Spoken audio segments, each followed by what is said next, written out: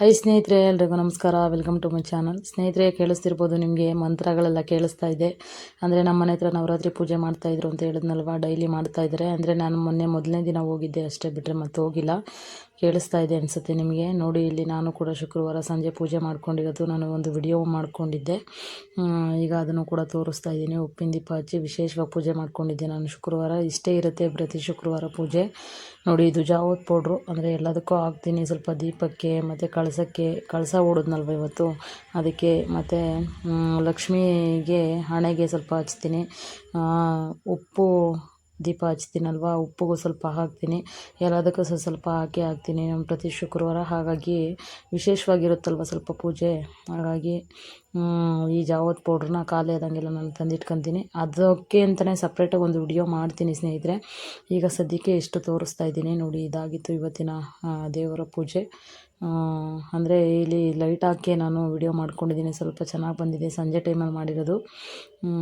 ಹಾಗಾಗಿ ಸ್ವಲ್ಪ ಚೆನ್ನಾಗಿ ಬಂದಿದೆ. ಆ 2 ದೀಪ, ಬೆಳ್ಳಿ ದೀಪ ಇಟ್ಟಿದ್ದೀನಲ್ವ, ಅದು ಉರಿಯೋದು ಸ್ವಲ್ಪ ಕಾಣಿಸ್ತಾ ಇಲ್ಲ. ಲೈಟ್ ಬೆಳಗಿಗೆ ಕಾಣಿಸಲ್ಲ, ಅಂದರೆ ಲೈಟ್ ಆಫ್ ಮಾಡಿದ್ರೆ ಕಾಣಿಸುತ್ತೆ. ನೋಡಿ, ಇಲ್ಲಿ ಕಳಸಕ್ಕೆ ವಿಳೆದೆಲೆನೂ ಇಟ್ಟು ಪೂಜೆನೂ ಕೂಡ ಮಾಡ್ಕೊಂಡಿದ್ದೀನಿ. ಅಂತಂದರೆ ಪ್ರತಿ ಶುಕ್ರವಾರ ಕಳಸ ತೆಗಿಯಲ್ಲ ನಾನು, 15 ದಿನಕ್ಕೊಂದ್ಸಲ ತೆಗಿತೀನಿ. ಸ್ನೇಹಿತರೆ, ನಾಳೆ ನಾನು ತಿಂಡಿಗೆ ಅಂತ ಅಂದ್ಬಿಟ್ಟು ದೋಸೆಗೆ ಅಕ್ಕಿ ನೆನೆಸ್ತಾ ಇದ್ದೀನಿ. ರೇಷನ್ ಅಕ್ಕಿ 2 ಬಟ್ಲು ತೊಗೊಂಡಿದ್ದೀನಿ. ಅದರಲ್ಲೇ ಅದೇ ಬಟ್ಲಲ್ಲೇ ಅವಲಕ್ಕಿ 1 ಬಟ್ಲು ತೊಗೊಂಡಿದ್ದೀನಿ. ಅದಕ್ಕೇ ಸ್ವಲ್ಪ ಮೆಂತ್ಯನ ಕೂಡ ಹಾಕ್ಕೊತಾ ಇದ್ದೀನಿ. 2 ಹಾಕಿ ನೀಟಾಗಿ ತೊಳ್ಕೊಂಬರ್ತೀನಿ ಇವಾಗ. ಬೆಳಗ್ಗೆಗೆ ದಿಢೀರಂತ ಮಾಡ್ಕೊಬೋದು ದೋಸೆ. ಅಂದರೆ ಬೆಳಗ್ಗೆನೇ ನೆನೆಸ್ಬೇಕು ಅಂತ ಏನಿಲ್ಲ, ನೈಟು ನೆನೆಸ್ಕೊಳ್ಳೋದು ಅಷ್ಟೇ. ಇಲ್ಲಿ ನಾನು ಉದ್ದಿನಬೇಳೆ ಏನೂ ಹಾಕ್ತಾಯಿಲ್ಲ, ಬರೀ ಅವಲಕ್ಕಿ ಅಕ್ಕಿ ಅಷ್ಟೇ ಕೂಡ ಹಾಕ್ತಾಯಿದ್ದೀನಿ. ಅಂದರೆ ಮೆಂತ್ಯ ಹಾಕಿದ್ದೀನಿ ಅಷ್ಟೇ, ಟೇಸ್ಟಿಗೆ ಸ್ವಲ್ಪ. ಮೆಂತ್ಯ ಅವಲಕ್ಕಿ ಹಾಕೋದ್ರಿಂದ ತುಂಬಾ ಟೇಸ್ಟ್ ಇರುತ್ತೆ. ಹಾಗಾಗಿ ಬರೀ ಅಕ್ಕಿನೇ ದೋಸೆ ಮಾಡಿದ್ರೆ ನೀರು ದೋಸೆ ಥರ ಆಗುತ್ತೆ. ಹಾಗಾಗಿ ಅವಲಕ್ಕಿನೂ ಸಹ ನೆನೆಸಿ ತೊಳೆದು ಹಾಕ್ತಾಯಿದ್ದೀನಿ ಇದಕ್ಕೆ. ಇವಾಗ ತೊಳೆದಿದ್ದೆಲ್ಲ ಆಯಿತು, ನೆನೆಸಿಡೋಣ. ಇವಾಗ ಸ್ವಲ್ಪ ನೀರು ಹಾಕ್ಬಿಟ್ಟು ಬೆಳಗ್ಗೆನೇ ಎದ್ದು ನೀವು ಆದಷ್ಟು ಬೇಗ ಎದ್ದು ರುಬ್ಕೊಂಡು ದೋಸೆ ಹಾಕೋದಕ್ಕೆ ಸರಿ ಹೋಗುತ್ತೆ ಅನ್ನೋದಕ್ಕೋಸ್ಕರ ನಾನು ನೈಟೇ ನೆನೆಸಿಡ್ತಾಯಿದ್ದೀನಿ. ಬೆಳಗ್ಗೆ ಸ್ವಲ್ಪ ಬೇಗನೆ ಎದ್ದೆ. ಬೇಗ ಎದ್ದು ನೋಡಿ, ಈಗ ಮುಚ್ಚಿಡ್ತಾಯಿದ್ದೀನಿ. ಬೇಗ ಎದ್ದು ಅದನ್ನು ರುಬ್ಬಿ ಆಮೇಲೆ ದೋಸೆ ಹಾಕೋಷ್ಟರಲ್ಲಿ ತುಂಬಾ ಟೈಮ್ ಆಗೋಯಿತು. ಯಾಕಂದರೆ ಬೆಳಗ್ಗೆ ಟೈಮ್ ರೆಸಿಪಿ ಶೂಟ್ ಮಾಡೋದಕ್ಕಾಗೋದೇ ಇಲ್ಲ. ಹಾಗಾಗಿ ಮಕ್ಕಳು ಸ್ಕೂಲ್ಗೆ ಹೋಗ್ತಾರಲ್ವ, ಟೈಮೇ ಆಗೋಗ್ಬಿಡುತ್ತೆ. ನಾವು ಎಷ್ಟೇ ಬೇಗ ಮಾಡ್ತೀವಿ ಅಂದರೂ ಟೈಮೇ ಆಗೋಗ್ಬಿಡುತ್ತೆ. ಇಲ್ಲಾಂದರೆ ಬೇಗ ಎದ್ದೇಳಬೇಕಾಗುತ್ತೆ. 4 ಗಂಟೆ ಇಲ್ಲ 4:15 ಈ ಥರ ಎದ್ದೇಳಬೇಕಾಗುತ್ತೆ. ನಾನು ಎದ್ದೇಳಿದೆ 6 ಗಂಟೆಗೆ. ಹಾಗಾಗಿ ಸ್ವಲ್ಪ ಟೈಮೇ ಆಗೋಗ್ಬಿಟ್ಟಿತ್ತು. ಈಗ ನೋಡಿ, ನೆಂದಿದೆ. ಮಾರನೇ ದಿನ ಬೆಳಿಗ್ಗೆ ನೋಡಿದ್ರೆ ನೆಂದಿದೆ. ಇವಾಗ ಅದನ್ನು ರುಬ್ಬೋಣ ಅಂತ ಅಂದ್ಬಿಟ್ಟು ರುಬ್ಕೊತಾ ಇದ್ದೀನಿ ಇವಾಗ. ಅಂದರೆ 2 ಸ್ವಲ್ಪ ಹಾಕ್ಕೊಂಡು ರುಬ್ಬಬೇಕು, ಒಂದೇ ರುಬ್ಬಾರ್ದು. 2 ಮಿಕ್ಸ್ ಮಾಡಿ ರುಬ್ಬಿದ್ರೆ ಸ್ವಲ್ಪ ತಿರುಗುತ್ತೆ. ಈಗ ನೋಡಿ, ರುಬ್ಬಿದ್ದೆಲ್ಲ ಆಯಿತು. ಈ ರೀತಿ ಮಾಡ್ಕೊಳ್ಳೋದ್ರಿಂದ ಚೆನ್ನಾಗಿ ಬರುತ್ತೆ ದೋಸೆ. ಅಂದರೆ ಸೇಮ್ ದೋಸೆ ಥರನೇ ಇರುತ್ತೆ. ನೋಡ್ತಾ ಇರಿ, ನಾನು ತೋರಿಸ್ತೀನಿ ಲೈವಲ್ಲೇ. ನೋಡಿ, ಈಗ ರುಬ್ಕೊತಾ ಇದ್ದೀನಿ ಇವಾಗ. ರುಬ್ಬಿದೆಲ್ಲ ಆದಮೇಲೆ ಈಗ ದೋಸೆ ಹಾಕ್ಕೊಬೇಕು. ಮಕ್ಳಿಗೆ ಬೇರೆ ಟೈಮ್ ಆಗಿದೆ ಸ್ಕೂಲ್ಗೆ.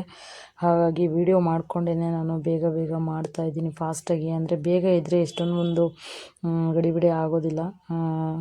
ಲೇಟಾಗಿ ಎದ್ದಿರೋದ್ರಿಂದ ಸ್ವಲ್ಪ ಗಡಿಬಿಡಿನೇ ಅಂತ ಹೇಳ್ಬೋದು. ಹಾಗಾಗಿ ನೋಡಿ, ಇವಾಗ ಸ್ವಲ್ಪ ಉಪ್ಪು ಮತ್ತು ಸೋಡಾ 2 ಹಾಕಿ ಮಿಕ್ಸ್ ಮಾಡ್ಕೊತಾ ಇದ್ದೀನಿ ಇವಾಗ. ದೋಸೆ ಚೆನ್ನಾಗಿ ಬರುತ್ತೆ. ಈ ರೀತಿ ಒಂದು ಸಲ ಟ್ರೈ ಮಾಡಿ. ನಾನು ಕೂಡ ಇದು ಫಸ್ಟ್ ಟೈಮ್ ಮಾಡ್ತಾಯಿದ್ದೀನಿ. ಯಾವಾಗಲೂ ಒಂದು ಟೈಮ್ ಮಾಡಿದ್ದೆ, ಚೆನ್ನಾಗಿ ಬಂದಿತ್ತು ಅಂದ್ಬಿಟ್ಟು ಮತ್ತು ಅದೇ ಥರ ಮಾಡ್ತಾಯಿದ್ದೀನಿ, ತೋರಿಸ್ತಾ ಇದ್ದೀನಿ ಇವತ್ತು ವಿಡಿಯೋದಲ್ಲಿ. ಈ ರೀತಿ ಮಾಡಿಕೊಂಡ್ರೆ ಬೇಗನೂ ಆಗುತ್ತೆ. ಮತ್ತು ಬೆಳಗ್ಗೆನೇ ನೆನೆಸಿ ಸಂಜೆವರೆಗೂ ಕಾಯಬೇಕು, ಅದನ್ನು ರುಬ್ಬಿಡಬೇಕು. ಬೆಳಗ್ಗೆ ಎದ್ದು ಅದು ಹಾಕಬೇಕು ಅನ್ನೋ ಥರ ಆಗೋಗುತ್ತೆ, ಲೇಟೇ ಆಗುತ್ತೆ. ಹಾಗಾಗಿ ದಿಢೀರ್ ದೋಸೆ ಈ ಥರ ಮಾಡ್ಕೊಬೋದು ನಾವು.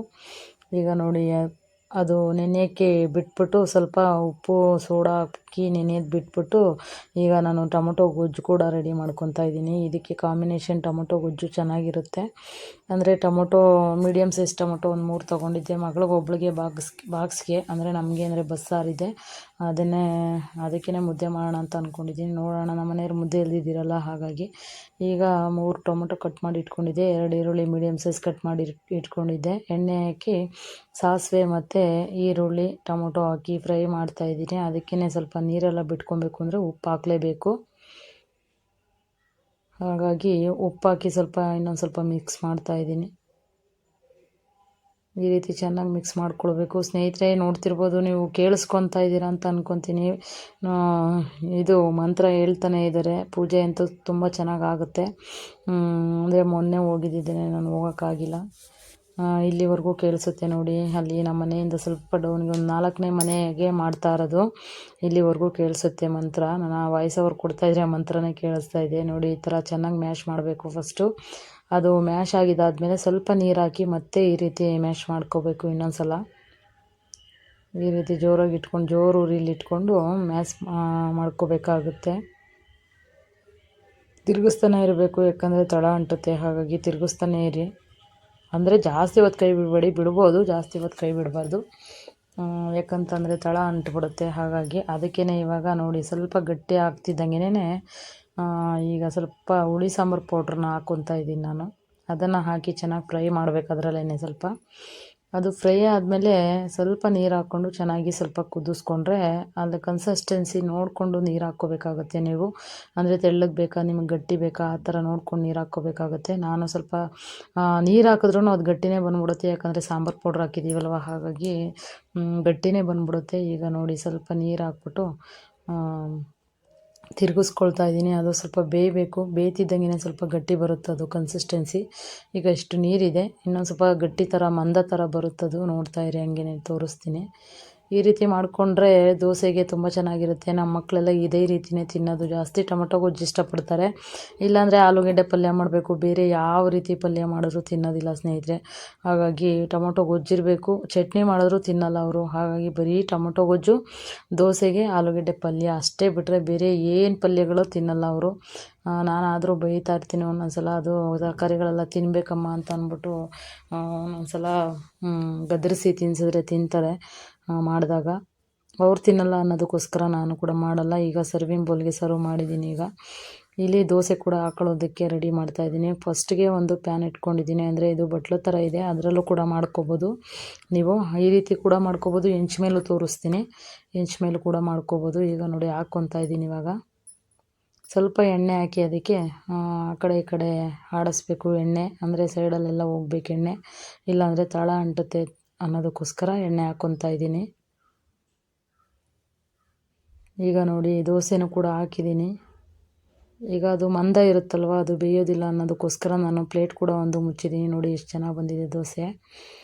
ಹೆಂಗೆ ಹಾಕಿದ್ನೋ ಅದೇ ಥರ ಬಂದಿದೆ ದೋಸೆ. ನೀವು ಹೆಂಚು ಮೇಲೂ ಕೂಡ ಮಾಡ್ಕೋಬೋದು. ಅಂದರೆ ತವ ಬರುತ್ತಲ್ವ, ತವ ಮೇಲೂ ಕೂಡ ಮಾಡ್ಕೋಬೋದು ನೀವು. ಚೆನ್ನಾಗಿ ಬಂದಿದೆ ದೋಸೆ ನೋಡಿ. ಮೆತ್ತಗೆ ಸಾಫ್ಟಾಗಿ ಬಂದಿದೆ, ಗರಿಗರಿಯಾಗೂ ಇರುತ್ತೆ. ಈಗ ಹೆಂಚಲ್ಲಿ ತೋರಿಸ್ತಾ ಇದ್ದೀನಿ ನೋಡಿ. ಇವಾಗ ಮೊದಲನೇದಾಗಿ ಹೆಂಚಿಟ್ಕೊಂಡು ಫಸ್ಟಿಗೆ ನೀರು ಹಾಕ್ಕೊಂಡು ಬಟ್ಟೆಯಲ್ಲಿ ಒರೆಸ್ಕೊಬೇಕಾಗುತ್ತೆ. ಯಾಕಂದರೆ ಎಕ್ಸ್ಟ್ರಾ ಏನಾದರೂ ಇದ್ದರೆ ಬಂದುಬಿಡಲಿ ಅಂತ ಅನ್ನೋದಕ್ಕೋಸ್ಕರ ನಾನು ನೀರು ಹಾಕಿ ಬಟ್ಟೆಯಲ್ಲಿ ತೆಗಿತೀನಿ. ಆಮೇಲೆ ಎಣ್ಣೆ ಹಾಕ್ಬಿಟ್ಟು ಸ್ವಲ್ಪ ದೋಸೆ ಹಿಟ್ಟು ಹಾಕ್ತೀನಿ. ನೋಡಿ ಈ ರೀತಿ ಜಾಸ್ತಿ ಪ್ರೆಸ್ ಮಾಡಿ ನಾವು ತಿರುಗಿಸ್ಬಾರ್ದು. ಮೇಲೆ ಈ ಥರ ಆ ಕಡೆ ಈ ಕಡೆ ಹರಡಬೇಕಷ್ಟೇ, ಬಿಟ್ಟರೆ ಪ್ರೆಸ್ ಮಾಡಬಾರ್ದು. ನೋಡಿ ದೋಸೆ ಥರನೇ ಎಷ್ಟು ಚೆನ್ನಾಗಿ ಬಂದಿದೆ. ಓಲು ಓಲು ಓಲು ಹೆಂಗೆ ಕಾಣಿಸ್ತಾ ಇದೆ, ಸೇಮ್ ದೋಸೆ ಥರನೇ ಬಂದಿದೆ. ಅಂದರೆ ಟೇಸ್ಟ್ ಅಂತೂ ತುಂಬ ಚೆನ್ನಾಗಿತ್ತು ಸ್ನೇಹಿತರೆ. ಈ ರೀತಿ ಒಂದು ಸಲ ಟ್ರೈ ಮಾಡಿ, ಚೆನ್ನಾಗಿರುತ್ತೆ.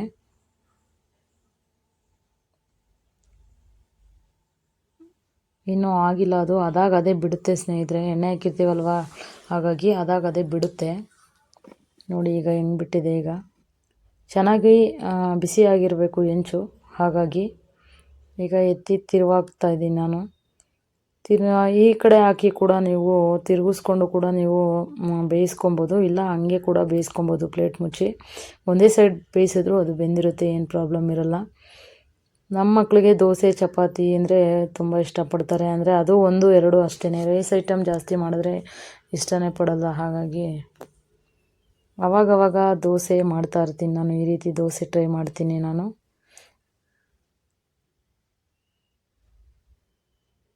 ನೋಡಿ ಈ ರೀತಿ ಮಾಡ್ಕೊಳ್ಬೇಕಾಗುತ್ತೆ ದೋಸೆ.